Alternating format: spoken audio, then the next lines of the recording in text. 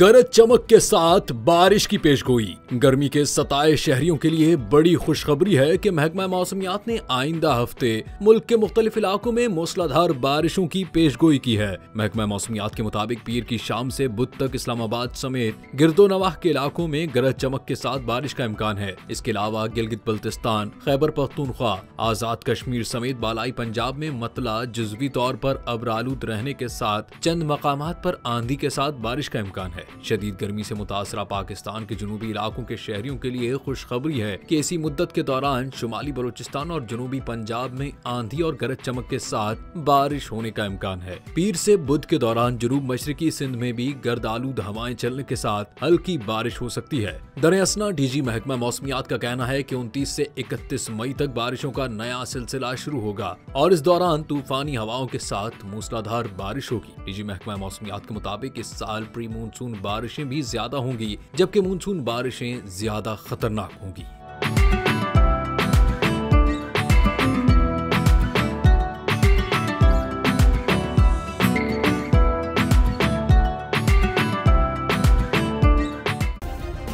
Subscribe करें और bell दबाएं ताकि कोई खबर रह न जाए।